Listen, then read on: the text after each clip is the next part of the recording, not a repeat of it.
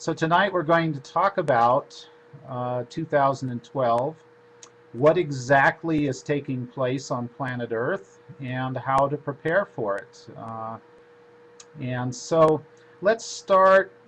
I like to use the old analogy of the elephant and the blind man. If you look at the Earth changes from a specific angle, you get a specific understanding.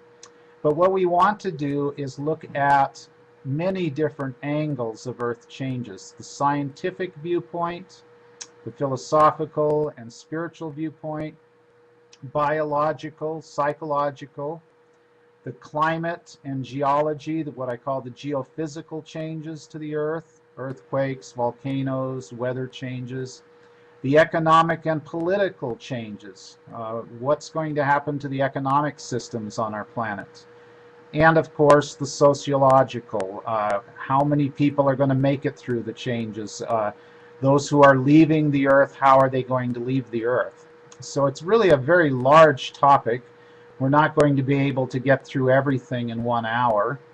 I've done a number of workshops around the world of different lengths, some of them an hour, some 2, some 4, some a whole weekend. And we've never been able to really cover everything, even in an entire weekend. So we're going to condense this down. It's going to be a lot of information in a very short period of time, and hopefully with the technological limitations, you'll be able to come away with a better understanding of what's taking place. So let's start with the scientific. Now, from a scientific point of view, everything happens in cycles. You have the cycle of the Earth and the entire solar system revolving around the center of the Milky Way galaxy, which takes anywhere from 216 to 227 million years, depending on which scale you're using to measure it. So there's that cycle. And then, of course, there's the smaller cycles, what we call the precessional alignment, which is approximately 25,920 years in duration. Now, in some systems they say 25,760, in others they say 26,025, or somewhere in between there. We will, however, be looking at the end date of the Mayan calendar, which according to most of the experts is the winter solstice of the year 2012, December 21st, 2012. And the day before and the day after. Those 3 days mark a period of time when the Earth's axis is tilted toward a group of stars near the center of our galaxy, which we often call quasars in physics. And these quasars are emitting high-frequency gamma and X radiation way up in the ultraviolet spectrum.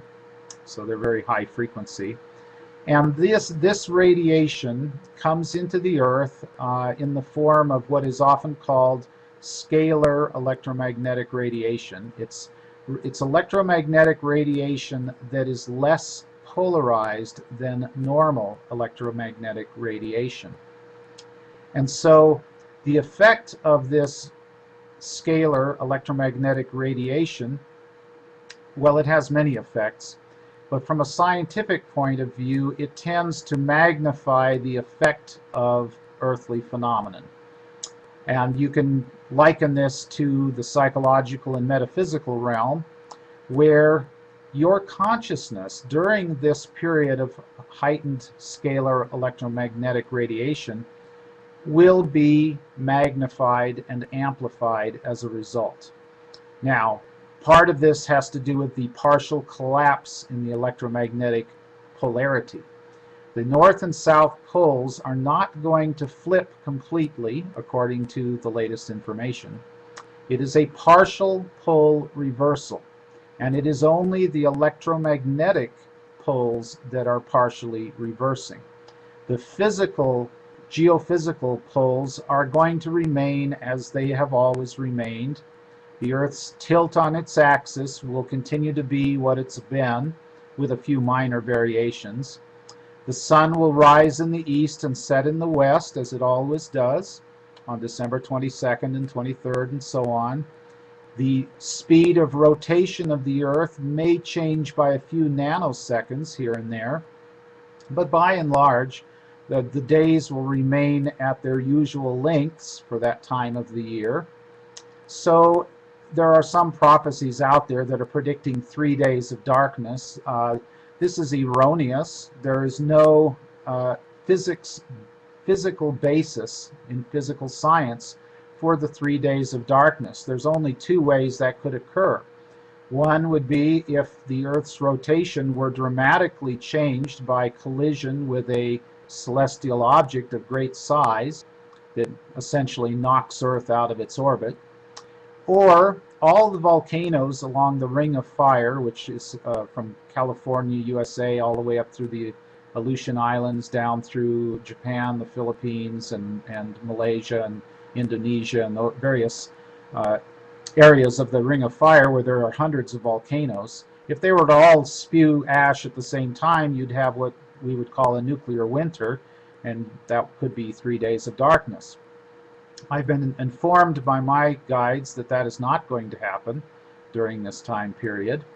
So without massive volcanic eruptions or disruption of the Earth's orbit, there's not going to be 3 days of darkness. So I just wanted to mention that before I continue, because there is some erroneous information being given out by well-meaning psychics and channels that simply don't understand the physics of what is taking place. This is an electromagnetic phenomenon, and it will affect us dramatically because we are electromagnetic beings.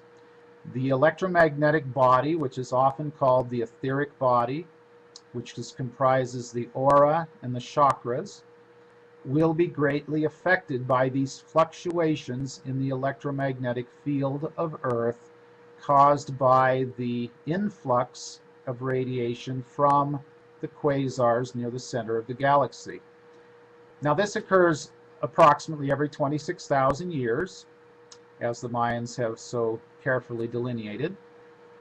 And each time it occurs, the Earth and the entire solar system are at a different point in their revolution around the central sun of the galaxy.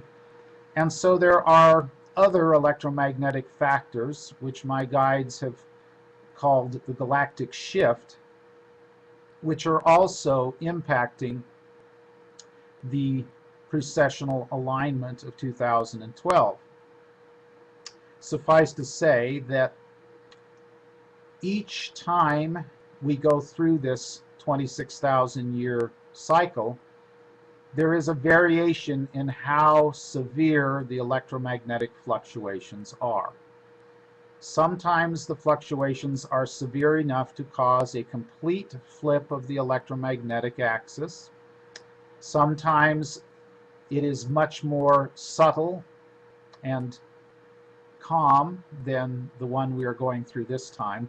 This one is sort of in the middle as far as the 26,000-year fluctuations are concerned.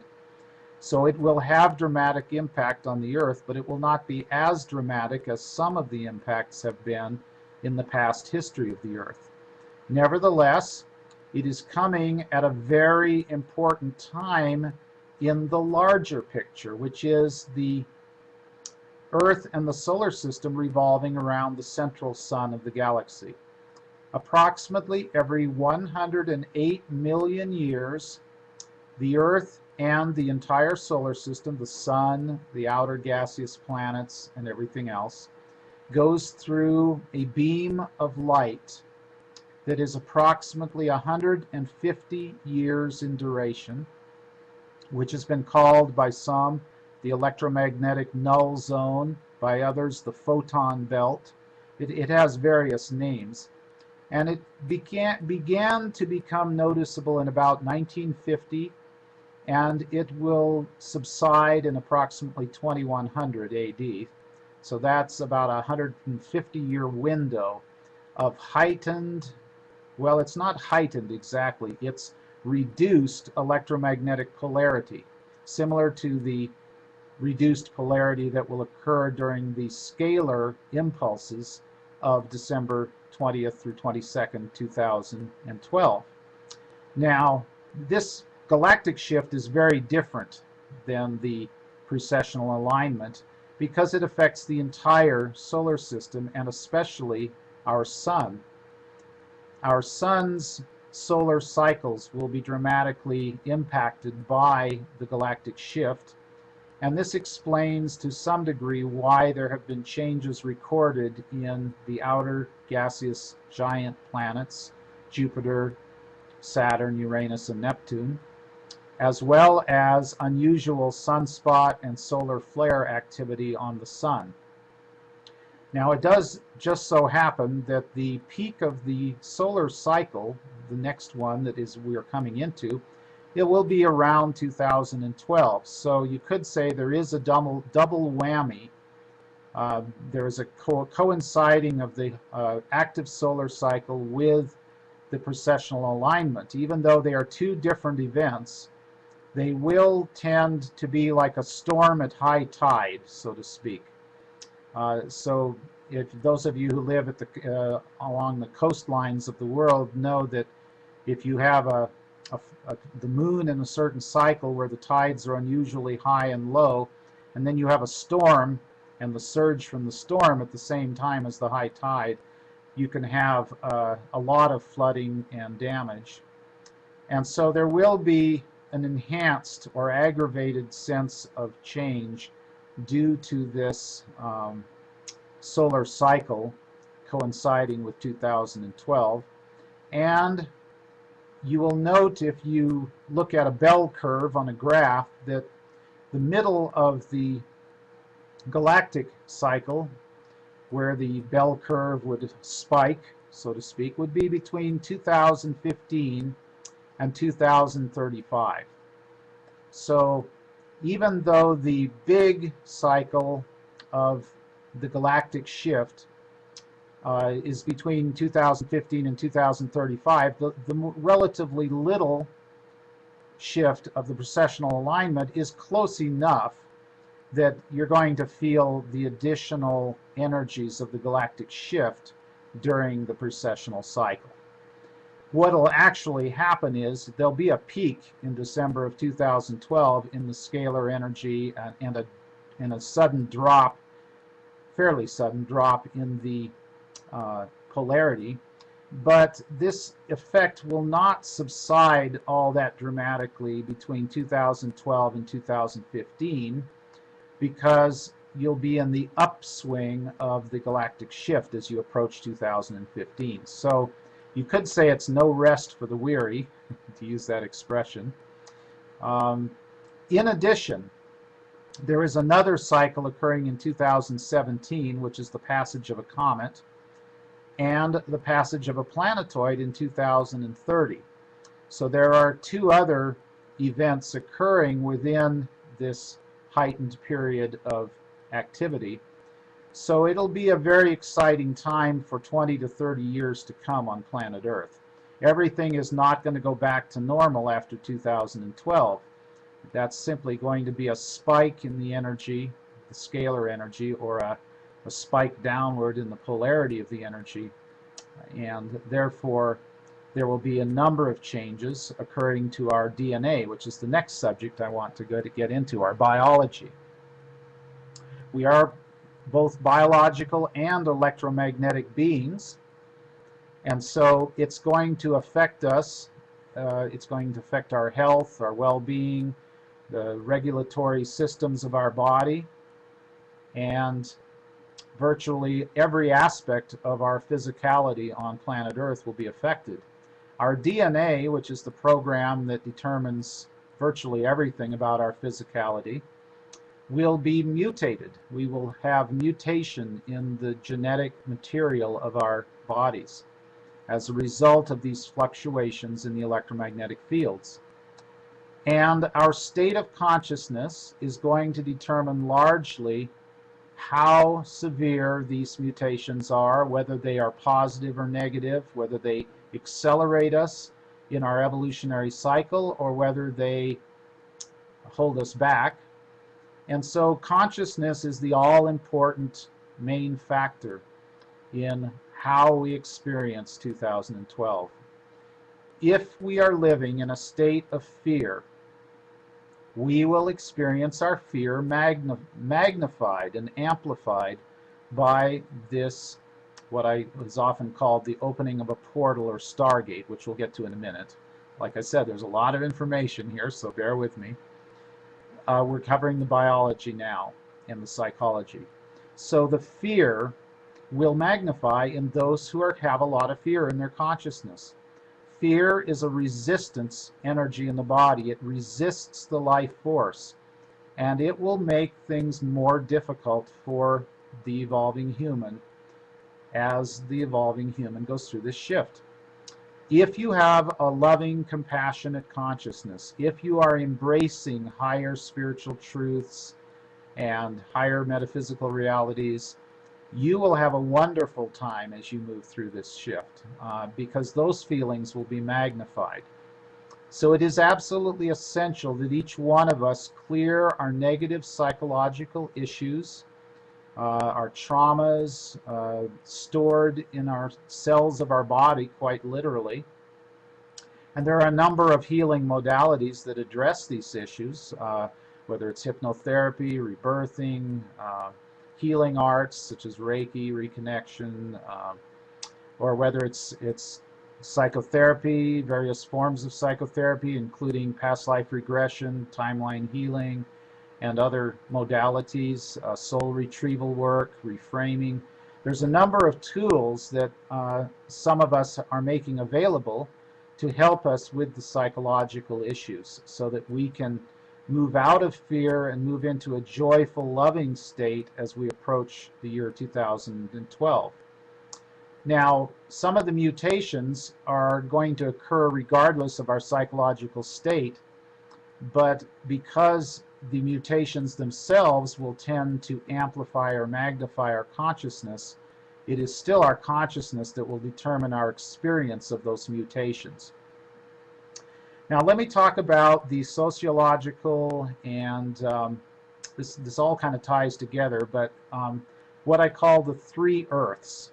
And some of you who have studied various channelings and books on the subject of 2012 will know that there are some channels out there talking about three different earths that emerge out of this portal or stargate. Now, we're using some terms here that are a little bit more cosmic, a little more out there than the basic science here, so just bear with me.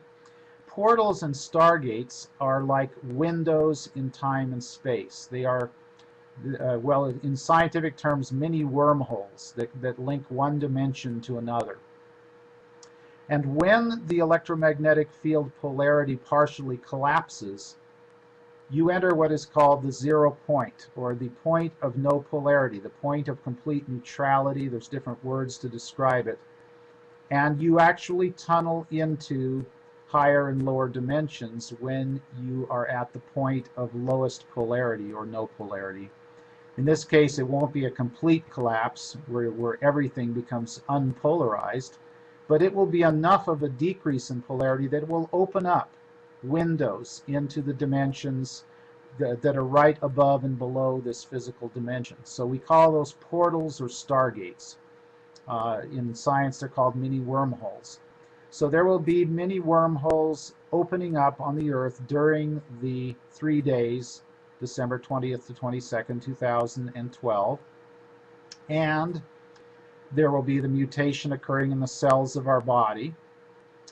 And what is going to actually occur at that point is a bit of a divergence will occur in the energy fields. You have three dominant timelines on Earth, and these are based on the consciousness of humanity.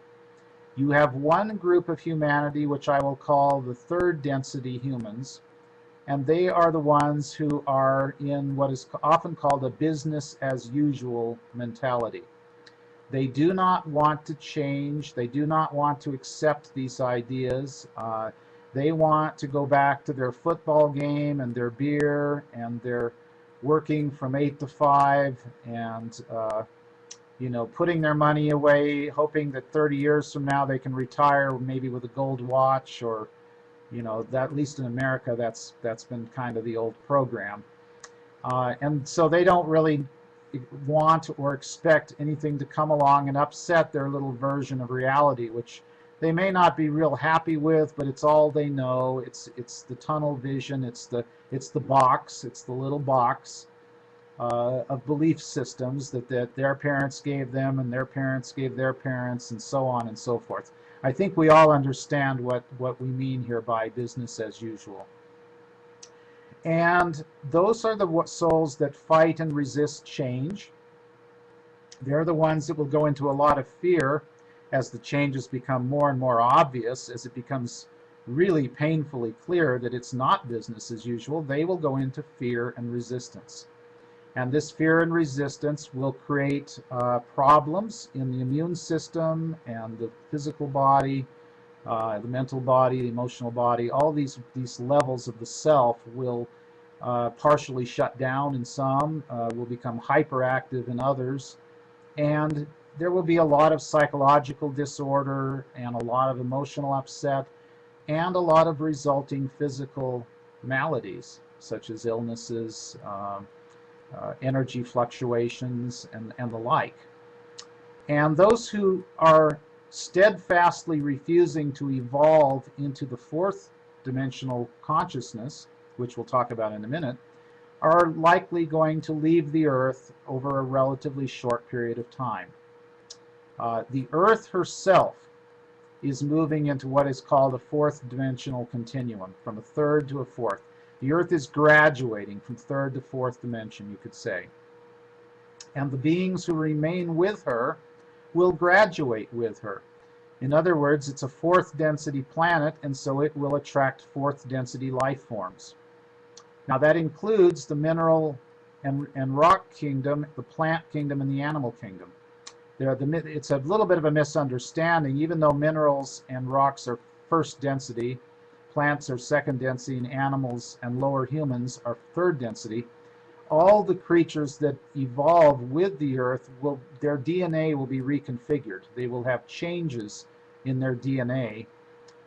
So you will have actually second density plants that can adjust to living on a fourth density planet, and third density animals that will adjust to living on a fourth density planet. So it's a bit confusing with our language and our terminology, but this is the best terminology we have right now to describe these changes.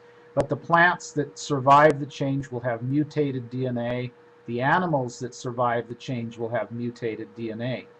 So you'll have about 1/4 of the animals that are currently living on the Earth will likely make it through the shift, and probably over half the plant life that's currently with the Earth will make it through the shift. You can already see hundreds of species becoming extinct every day practically on the Earth, so this is already occurring. There will undoubtedly be some questions from the audience as to how many, which plants and which animals are going to make it through the shift.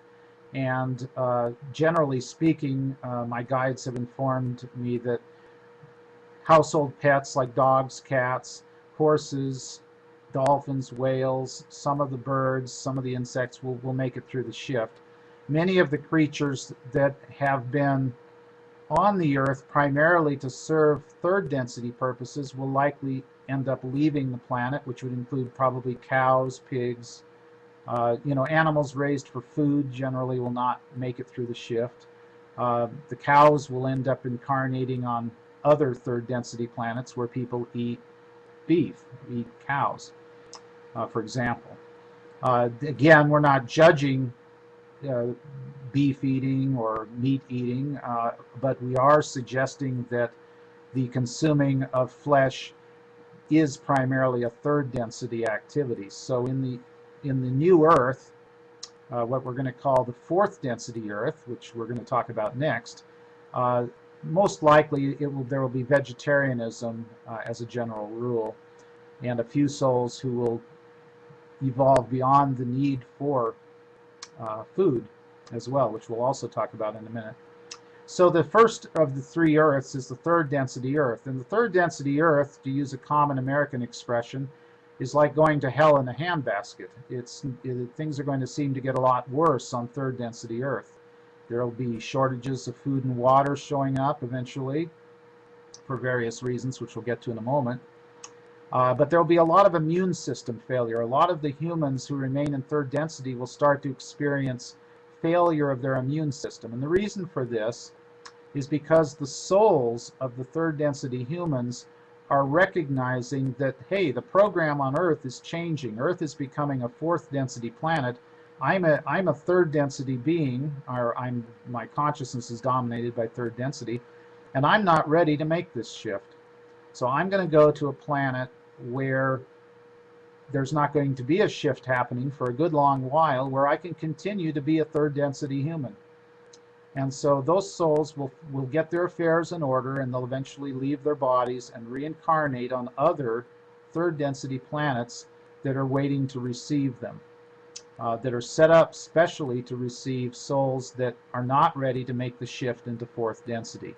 It would be a lot like having a one-room schoolhouse, and the schoolhouse is getting way too crowded, and you're putting in kindergartners with high schoolers, seniors, and nobody's really learning anything because everything is just a big mess.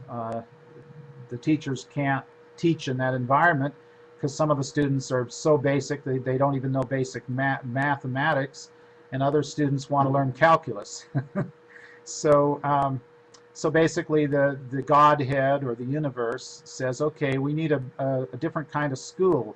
And so they create a brand new building for the bright students and several remedial classrooms for the not so bright students. And the following year comes around and they're all shipped off to these new classrooms that are tailor-made for the grades. So the third density students will go to various third density classrooms or planets that are set up to receive them. And the fourth density students will have a choice. Because the one-room schoolhouse is going to be a fourth density classroom, they can stay in the same building next year as fourth density students, having graduated to the next grade. Or there may be other fourth density planets, schoolrooms, set up to receive them as well, so they may have a choice. You have the choice. You can stay on Earth, or you can go to another fourth density planet somewhere else. And to make matters even more interesting, there's a third Earth, which I call fifth density Earth. And this is the ascended Earth. This is the Ascension. This is the crystalline light body form of humanity, which will reside on the fifth density etheric Earth. Now, this is the Earth where you get to see and interact with fairies, devas, gnomes, sprites, elemental spirits, and to some extent you'll be able to see beings in the higher realms above Earth. You'll be able to interact with the various ET races, which are at fifth density and above. So it's almost like waking up to a brand new Earth. Everything shimmers and sparkles, is much more colorful than the Earth that most of us have been used to. And as we move into fifth density, we will become aware of the fifth density Earth. Now, the fifth density Earth already exists, but it exists more in potential than actuality because it requires our consciousness to imbue it with life, other than the elemental life that's already here.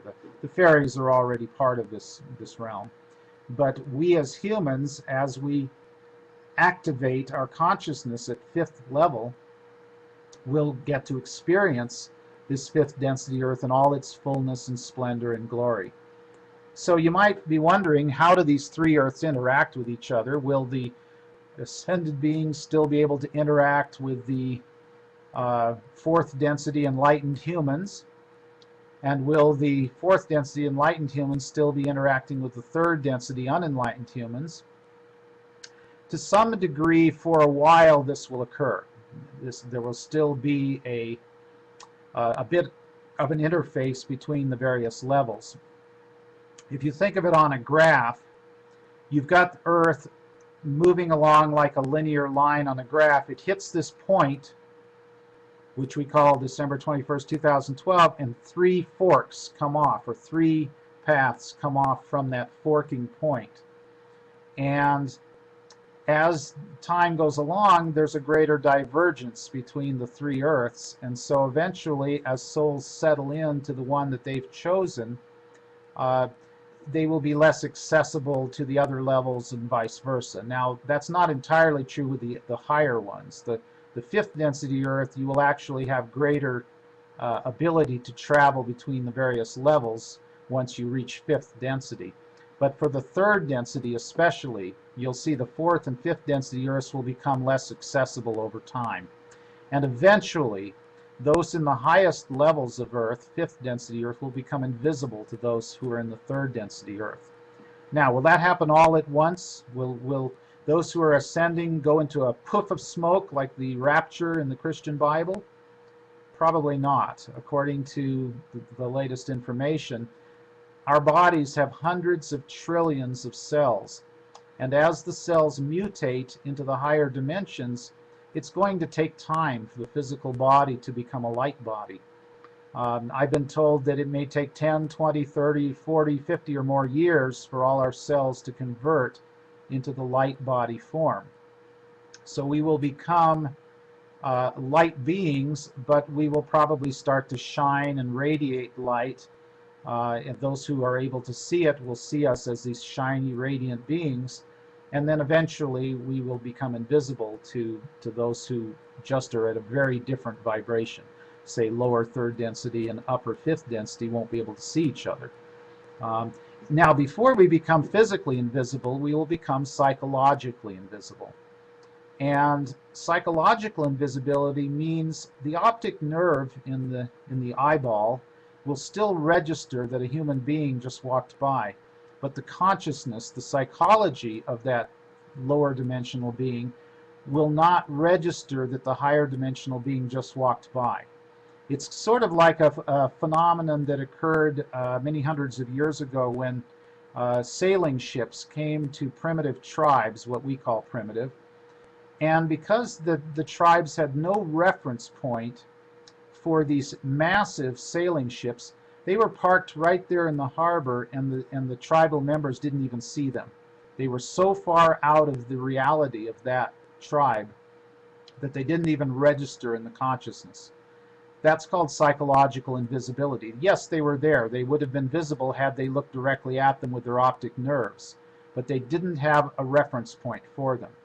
And one of the practical examples of psychological invisibility would be, let's suppose that the higher fourth density humans that still need food and energy in order to survive on Earth have created a beautiful city of light, what we call a self-sufficient spiritual community.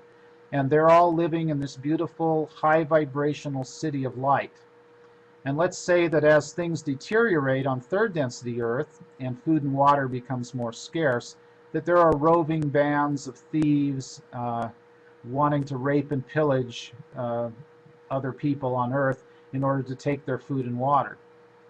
Well, such a band of thieves would go right past this enlightened, self-sufficient spiritual community without even seeing it, because there'd be so much of a disparity between the two levels of vibration. And you know the law of attraction, like attracts like. Well, in this case, they're so unlike one another that they'd be like ships passing in the night.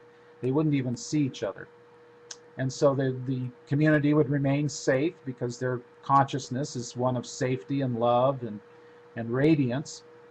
And maybe some of that love and radiance would beam out towards the roving bands of thieves, and maybe a few of them would be affected positively by it, and most of them, it would just pass on through them because they're not open and receptive to that vibration. So that's an example of psychological invisibility. Now, I don't know how we're doing for time. It looks like there's been 35 minutes or so have gone by, and I probably haven't gotten to the full impact of that question. It's quite a question. We didn't talk about the economy or the politics, so let's do that real quick, and then we'll move on to the other questions. The economic systems of the world are currently based on a model of scarcity, lack, and limitation. I think just about everybody listening probably knows this, but I'm going to just mention it anyway. The economic systems of the world are almost diametrically opposed to higher spiritual truths. And as the earth raises in vibration from level 3 to level 4, we will have economic systems that need to reflect the higher consciousness.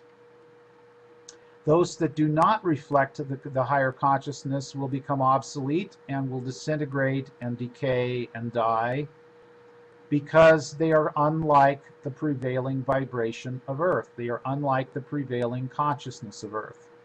Is this going to happen overnight? Probably not.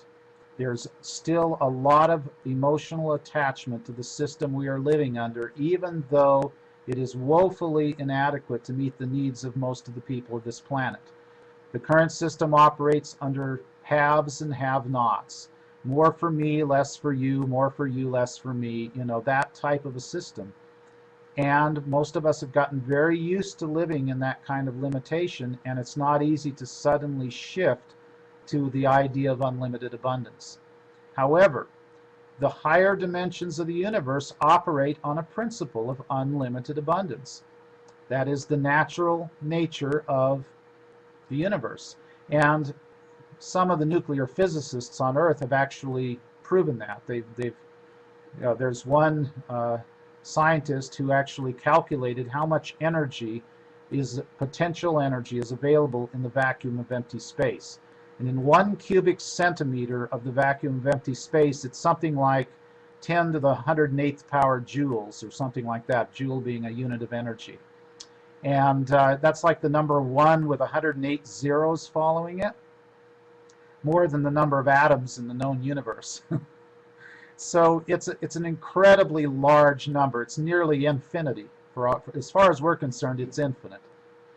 And that's the only real question is, how do we harness that energy? How do we tap into that energy and make it available in our everyday lives? Coming from America and being a party to this $700 billion bailout of the banking system here in America, I ask myself, what if they spent that $700 billion answering that question instead of bailing out, trying to prop up the old system based on lack and limitation? Just a thought. So anyway, as more and more souls on Earth increase their state of consciousness into a 4th density state and start embracing this unlimited abundance, which is all around us, one of my favorite quotes is, "We are like fish looking for water." Okay? We have this sea of abundance that we live in, and yet we don't see it because of our limited belief systems. So as those belief systems crumble away, our economic systems will reflect the change. Is it going to happen easily? Probably not, because of all the people that are attached to the old system, namely the ones who have a lot. They're the haves.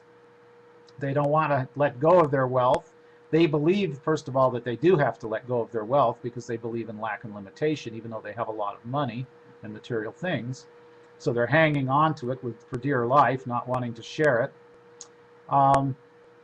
Basically, those souls who are stuck in the 3rd dimensional modality, their immune systems will begin to fail as they are unable to handle the increasing vibrations coming into Earth.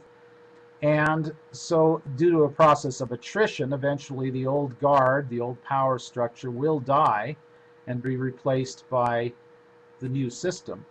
According to my guides, in about the year 2015, the present economic systems of the world will largely be in a state of collapse.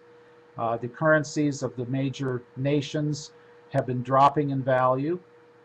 That's likely to continue because of the runaway debt. USA and UK, for example, are technically bankrupt countries. And the debt is spiraling out of control. It's in the trillions of dollars in the USA. It's in the billions of pounds in the UK, and there's no solution because it's an exponential curve. These governments are paying interest on the interest on the interest. The principal, forget about paying down the principal. It's just not going to happen.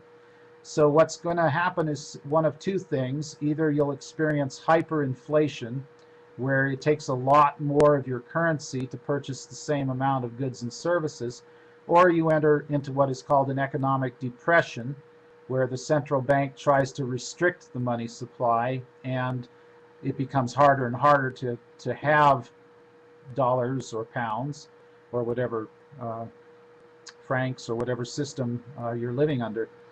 And so there's varying scenarios as to how that will play out, but depression and hyperinflation tend to be the two extremes that occur when you have this runaway debt. And so the big question is, will an enlightened currency be introduced by enlightened people living in an enlightened society, or will the fear of large numbers of people cause there to be some other sort of system, such as a RFID chip under the skin, you know, the electronic implant, credit system where the government tracks your every move and your every purchase and that sort of thing. Certainly it is possible in the third density Earth for that to take place if a lot of people stay in fear, but if enough people wake up and create an enlightened economic system, then things will get better in a hurry. In the meantime, my guides are urging everybody to become less and less dependent on the current economic and political system. And that means becoming less and less dependent on food, water, distribution of products and services, energy, oil, coal, gas, nuclear, etc., in favor of self-sufficient spiritual communities of light, where people have their own wind, hydro, and solar power, and eventually electromagnetic power, which, according to my guides, after about the year 2015, zero-point energy devices will be able to be mass-produced because the consciousness will be high enough on the planet to be able to support that. And, of course, growing of fruits and vegetables locally, as is done now in some countries of the world, but not in the more developed countries. And people coming together in extended families, living in what are called eco-villages or co-housing or communal living, depending on the preferences, where there's very little dependence on the outside world. It's like a little self-contained unit. Now, that's not an ultimate solution because there's still a degree of separation involved there. In a truly enlightened world, there'd be a global system, but it would be an enlightened global distribution system. But there's likely to be a lot of turbulence before that can manifest. And so, at least for a short time, we're going to want to have enlightened, self-sufficient spiritual communities, extended family living. And some of this is being done out of necessity now in some of these countries. People who lost their jobs and aren't able to afford their house are moving in with others and sharing expenses and that sort of thing. So that's happening already to some degree. Now, I've covered a lot of material here, and I know there's a few other questions that we're going to cover in our remaining time. One moment, please. The first question that is being asked is, what are the main sources of channeling, or what are my main sources of channeling? I have a very specific group of spirit guides I work with. My primary spirit guide is Leah. Leah is a female Venusian from level 6, who's my twin flame in the higher dimensions, meaning we came off the same soul ray in the beginning. I'm not going to take the time to explain twin flames. I will say that we all have one twin flame, and almost always they're in the higher dimensions assisting us while we're on Earth, because it's a lot easier than if they're on the Earth at the same time we are. Then we get stuck here a lot more easily. I also work with the Arcturians, one of the groups of Arcturians. There are several groups of Arcturians from different levels and dimensions of the Arcturian system. The group I work with are from level 7, which is similar to what are called the lower celestial planes or the angelic planes, but they're not angels. They're a different group of beings. And they're tall, blue-skinned beings with translucent blue-white radiation coming from them. They're pure beings of light, but they still have the humanoid shape. And then I work with a group of beings called the Founders. which are from level 12, and they are way beyond humanoid form. They're like balls of light, the way they appear to me. And they're the ones that were involved in the engineering of the DNA, that they were around at the beginning of the human form. And according to their information, the human form originated in the Lyra-Vega star system and later migrated to the Pleiades. And then from there went out to over 100 different star systems in this region of the galaxy. Again, we don't have time to go into detail on that. Some of it is in my book, Earth Changes in 2012. Also, we have what I call Lord Sananda, who's the oversoul of Jesus that I work with, and Isis, who's an 8th density Syrian, and one of her incarnations was the Isis known about in the Egyptian teachings, although she had temples in Egypt long before that incarnation. Again, something we don't have time to go into. And I occasionally work with Archangel Michael and various other archangels and ascended beings, but mostly I work just with this small group of souls. And the reason why is for two reasons. One is for safety purposes. I don't want to just channel anybody because it's not necessarily a safe thing to do. There's a lot of variation in the universe. And the other is that I work very deeply with my small group here, and so we've really come to know each other, and we work very well together. And you know, why fix it if it's not broken, so to speak? So those are that's my group of beings that I work with. There's a lot of really wonderful beings that are channeling through various channels around the earth today. There's also a lot of imposters. There's a lot of beings that are not clear, that are channeling through channels that are not clear. So when you have unclear channels and unclear spirits, then you have a real mess on your hands. And just as an example, I certainly wouldn't point out any names, but I will point out some examples. There are beings out there who are channeling, there are humans who are channeling information that say there's going to be a massive evacuation. We're all going to get beamed up into spaceships, and we're going to get taken off the earth during the worst of the earth changes and all that. Well, I like to say that that's a pile of rubbish, because we came here in order to be here during the tough times on earth, the difficult, tumultuous times, and it would be depriving us of our soul experience if a group of beings with a savior complex, you know, oh, look at us, we're going to save humanity, we're going to take everybody off the planet when it gets really bad, you know, and be the saviors of humanity. Well, that's an ego trip, and those beings do not understand human free will. They would be depriving us of our soul experience if they evacuated us off the earth when things got a little bit rough down here.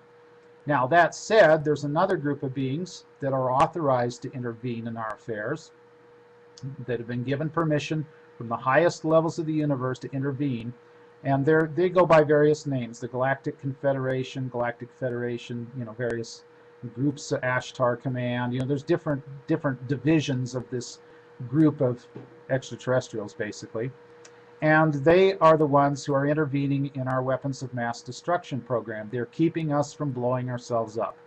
There's also groups from Pleiades and Arcturus that are working with the grid system of the earth, preventing us from having massive earthquakes and volcanoes. You know, they're keeping our earthquakes below about 9.0 on the Richter scale, in many cases below 8, and they're allowing a few volcanoes to go off, but they're not all going to go off at once and create a nuclear winter. This is being prevented. They are being allowed to intervene, and the reason they're being allowed to intervene is that there's enough of us now who really do want to live in a peaceful planet Earth, who love this planet, who want to be part of the golden age, and it would be a violation of our free will if we were blown up with nuclear weapons, or the Earth was blown apart by all the negativity that's accumulated in various places. So I realize I'm going very quickly, but there are some more questions that have been posed to me.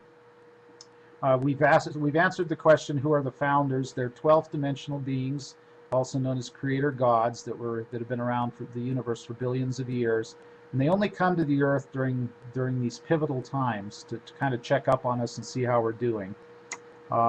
And you can find out more about them by getting my book, Earth Changes in 2012.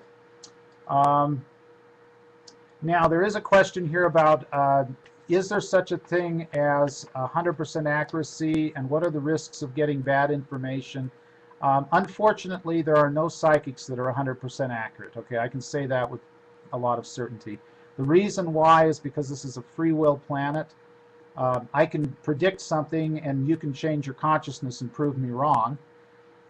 There's also a frequency barrier or frequency fence around the Earth, veils, that make it extraordinarily difficult to access all information within the Earth plane. We can go to the Akashic records, which are outside the Earth plane, and get a lot of information about souls' past lives and the lessons of various souls, and you can get very detailed information from the Akashic records about the nature of reality. But within the lower densities of Earth, it's very difficult to get everything exactly right. And that's one of the reasons why there's so much misinformation out there. I've been told my information is around 90% accurate, which is near the top end of the accuracy scale. Most of the reasonably good psychics in the world are between 80 and 90% accuracy. Maybe occasionally they'll hit a little higher than that. And you cannot really understand higher principles and ideas unless you have the consciousness to understand them. That's why the benevolent higher dimensional beings prefer to come through telepathically, and they handpick their channels based on, to their best of their understanding, is this channel going to be able to convey these ideas in reasonably close to an accurate way? For example, the founders and the Arcturians are very scientific, so they will tend to choose channels who have some degree of scientific background. That's just an example. It doesn't mean that their channels are better than anyone else. It just means they're more appropriate to deliver the message. So it's a huge question, and I do apologize. We don't have time to answer it, to give it what it really deserves. But I will say one thing. Discernment is absolutely essential. You must have discernment. And discernment means an inherent sense of what works and what doesn't work for you as a soul. If you receive a channeled information and it makes you nervous and fearful and anxious and worried, it's probably not for you. The channeled information that allows you to feel expanded, increases your awareness, you feel more grounded, you feel more centered, that's a good channeling. You know, that's a being you resonate with, and so by all means follow up on that channeling. Trust your gut, trust your heart. You know, your heart and solar plexus are the center of your being. If something doesn't feel right in your gut or your heart, it's probably not right. You know, so pay attention to what your body is telling you, what your emotions are telling you when you're reading or listening to a channeled message. Okay. I've already answered number 5. Number 6, this is a series of questions that were posed to me. How do I interpret crop circles, and why are they mostly appearing in Great Britain? Crop circles are symbols that are left behind by the extraterrestrials that are working on the grid system of Earth, namely Pleiadians and Arcturians. And they are left behind to trigger our awakening. Many of them are the solutions to complex mathematical puzzles. There's some that are DNA keys and codes, you know, that teach us about the DNA. Some are prophetic, showing the position of planets around the sun, you know, predicting certain things that are going to happen. Occasionally, they're just for fun, you know, and they don't have any deep meaning. And they're created using electromagnetic devices similar to lasers. But they don't damage the wheat. They do alter the genetic structure of the wheat. The reason most of them occur in the UK is because some of the most dramatic ley lines and vortices are in the UK. There's a major ley line that runs between Glastonbury and Avebury, for example, and it's centered in an area called Alton Barnes, which is where you'll see more crop circles than anywhere else. And there are other parts of the world where crop circles appear because there are ley lines all over the world. Most of the time they don't have convenient mediums such as wheat and barley and things like that. But there are some wheat and barley fields in Canada that have had some crop circles, even though the ley lines there are not as pronounced. But that's primarily they will leave these where they're doing their work, and that's one of the areas where the most work is being done, because it's there's a lot of concentrated ley lines and vortices in that area. The Middle East is another area, but the Middle East is largely desert. There's not a lot of wheat crops there. There's a few, and a few crop circles have appeared, but it's largely barren earth in the fields of the Middle East, or cactus or sage or various desert plants. Okay, we're running out of time, but we do have a little bit more time here. How do we see the future of new energies? I started to talk about that earlier. The 0-point energy, which is basically tapping the etheric field, and the mathematics is rigorous. I don't know very much myself about multiple variable nonlinear vector equations, which is the math involved in calculating the zero field and how to tap it. But the theory is simple. If you were to have a bar magnet with a plus and minus polarity on it, and you were to find the exact center point where the polarities cancel each other out, and you have essentially a non-polarized area in the magnet, there's a tunneling effect that occurs at that 0 point between the two polarities.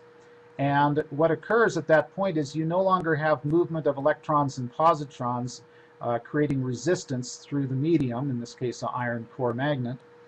And so therefore you have what's called a resonant field, or an area of little or no resistance, because the resistance is created by the polarities, and the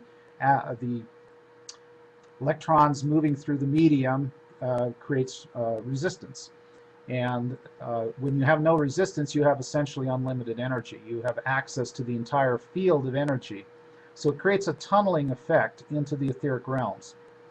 And there have been a number of 0-point energy machines that have been developed and have worked reasonably well in the presence of their inventors. But because the negative consciousness, the consciousness of limitation and lack, is so prevalent on Earth, it creates a field of unlike energy that's not full of unlimited abundance. And so in the presence of skeptics, the devices oftentimes will not work properly, because the consciousness of the skeptics interferes at a quantum level, because we're dealing with quantum mechanics here, electrons, positrons, etc. So the negative energy of the skeptics will interfere with the experiment. Even when the negative energy of the skeptics is insufficient to interfere and the device is able to be recognized as a legitimate device, there are powers that be that do everything they can to suppress these devices, because it would instantly put a stop to the oil industry, the petroleum industry, for example, and put a lot of very rich people out of business. I think a lot of you are aware of suppressed inventions, you know, the Rife machine and other machines that were, you know, able to, 80% of all pancreatic cancer went into remission in 3 weeks with the original Rife machine, and it was suppressed because it would have put a lot of people out of business. You know, you've probably read about J.P. Morgan and Nikola Tesla, and how he bought out Nikola Tesla and suppressed most of Tesla's inventions. I could go on, but I won't, because we're running out of time. However, after about 2015, the consciousness of Earth will be sufficient that we will be able to get many of these devices out into the world, and they will revolutionize the way this world is. The fourth density Earth, which is the level of the golden age, it's the enlightened humans, it's the enlightened self-sufficient communities, that level of Earth, the middle Earth, if we want to call it that, the middle version of Earth, that version will adopt electromagnetic energy. And eventually you'll be able to transport yourself around the Earth in devices which use hardly any energy. They don't pollute. They'll get you places in a matter of minutes in some cases, and it'll cost pennies to operate if there's an economic system in place. So it will literally change all facets of life, especially transportation. We also have a question here, the biggest problems humanity will face in the future. Well, 3D humanity is going to face a lot of health challenges. The current healthcare system in the developed countries is in really sad shape, but it's nowhere near as bad as it's going to get for third density humans. As more humans' immune systems fail, they're going to be filling up the hospitals, emergency rooms, and in some of the lesser developed countries, the dead may pile up on the streets. I know that doesn't sound very positive, but ultimately, those souls are going to go to a place where they have a better life than they have here on Earth. 2/3 of humanity are not living very well on the Earth. And there are already planets set up to receive some of those souls who are tired of living in poverty, misery, and starvation, and who are ready to go somewhere else where they can have a better life. Eventually all that will be cleaned up as the Earth moves forward, but in the short term it's going to get probably a lot worse before it gets better with the healthcare systems of the world. So the healthcare system, a lot of souls with their immune systems are going to fail. It's going to look like exotic plagues and viruses. Right now there's this scare about swine flu, which for somebody with a healthy immune system, it's not even an issue. It's like, why take a vaccine if you're not going to get sick anyway because you're taking care of your immune system? So it kind of takes away that question, which isn't even on the list here, so I won't talk about it. We've already talked about the future of new energies. What is the role of music in healing work and the kind of work I do? I'm a pianist. I create beautiful, meditative, relaxing music. Music has a vibratory frequency that interacts with our electromagnetic etheric body very directly, and the quality of the music will determine whether or not it creates a harmonious resonant field or a disharmonious resonant field with our own etheric bodies. So it is literally true that if you listen to beautiful melodic music, it improves your health and well-being. And of course, if you listen to music that comes from with a lot of hate and anger in it, it might raise your adrenaline, and you might temporarily get more energy as you get in touch with your own anger and adrenaline, but in the long run it will hurt your health. Sorry about those who are into rap and hip-hop and grunge metal and some of the other kind of musical styles. I'm not being judgmental, I'm just observing the vibration of different styles of music. Classical, New Age, those are probably the highest vibrational styles of music. Some of the world music, some tribal drumming, some of that can be very high vibration. Some of the rock and roll can be high vibration. It really depends. You have to really choose for yourself. It's like choosing what to eat. You know, you need to listen to your own body. Does your body feel good when you listen to this type of music? Does your body feel good when you eat this kind of food? It's the same kind of thing. Listen to your own body, listen to your own emotional body, not just your physical body, and pay attention to what works for you and what doesn't. It's not about judging somebody because they eat meat and someone else doesn't. It is about finding what works for you. So I think we're just about to the end. Am I working on a new book? Yes, and I'm not sure when it's going to be out yet. I am recording virtually all of my channeled messages, and they will be compiled and edited, and then new information will come through. That's kind of how I did the last book.